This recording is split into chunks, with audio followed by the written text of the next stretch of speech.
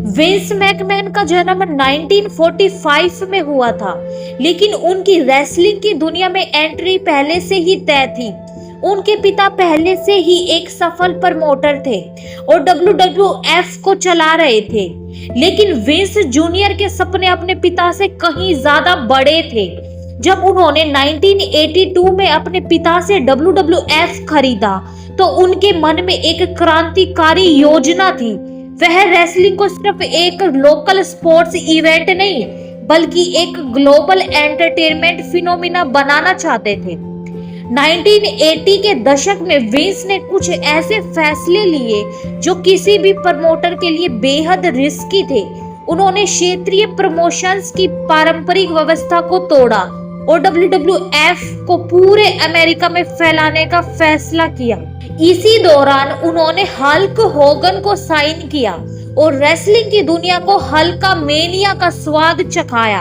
1985 में विंस ने पहला रेसलमेनिया आयोजित किया, एक ऐसा इवेंट जिसने रेसलिंग इंडस्ट्री की दिशा ही बदल दी। यह जुआ था, क्योंकि अगर यह इवेंट फ्लॉप होता तो WWF दिवालिया हो सकता था, लेकिन विंस का दाव सही पड़ा और रेसलमेनिया एक ब्लॉकबस्टर हिट साबित हुआ। इसके बाद 1990 के दशक में अंडरटेकर, ब्रेट हार्ट और शॉन माइकल्स जैसे सुपरस्टार्स आए, लेकिन असली गेम तब बदला जब मंडे नाइट्स वॉर शुरू हुआ। WCW के मालिक टेड टर्नर ने WWE को टक्कर देने के लिए हर संभव कोशिश की। WCW की रेटिंग्स लगातार ऊपर जा रही थी और ऐसा लग रहा था कि WWE खत्म हो जाएगी, लेकिन विंस ने एटीट्यूड एरा की शुरुआत की, एक बिंदास, आक्रामक और एंटरटेनमेंट से भरपूर दौर, जिसमें stone cold Steve Austin, the rock और डी जनरेशन एक्स जैसे सुपरस्टार्स चमके।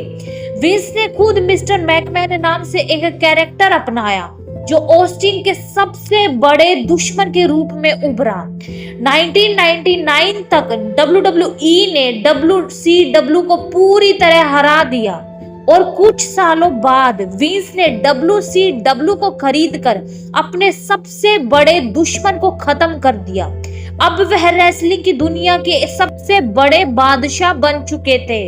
2000 के दशक के मध्य तक WWE का माहौल बदलने लगा। विंस ने कंपनी को एक पारिवारिक ब्रांड बनाने के लिए इसे PG एरा में डाल दिया। इससे कंटेंट ज्यादा साफ सुथरा और कम हिंसक हो गया, लेकिन इस बदलाव से कई पुराने फैंस निराश हो गए। इस दौरान जॉन सीना WWE के फेस बन गए, लेकिन स्टोन कोल्ड और द रॉक जैसे स्टार्स की गैर मौजूदगी में शो की रोचकता खत्म होने लगी। इसके बाद 2000 के दशक में विंस के कई फैसलों पर सवाल उठने लगे। फैंस नए सुपरस्टार्स चाहते थे, लेकिन विंस का ध्यान पार्ट टाइम लेजेंड पर था। लोग रोमन रेंस को जबरदस्ती पुश करने की आलोचना करने लगे।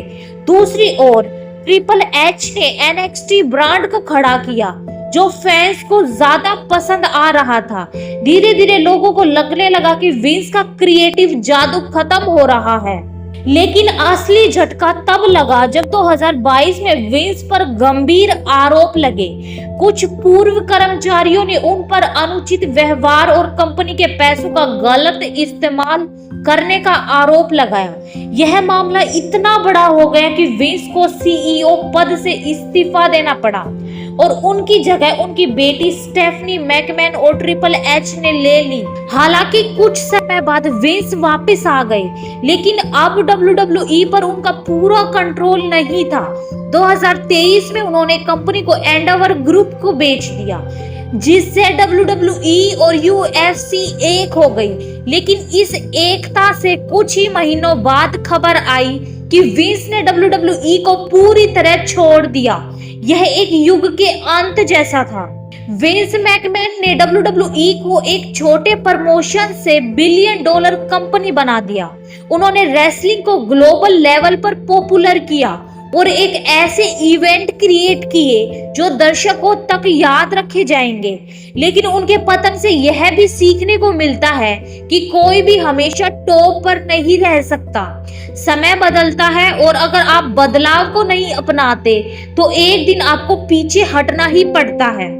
विंस की कहानी सिर्फ एक बिजनेसमैन की नहीं बल्कि एक बादशाह के बनने और गिरने की कहानी है। WWE आज भी चल रही है, लेकिन वह WWE अब वैसी नहीं रही जैसे विंस के दौर में हुआ करती थी।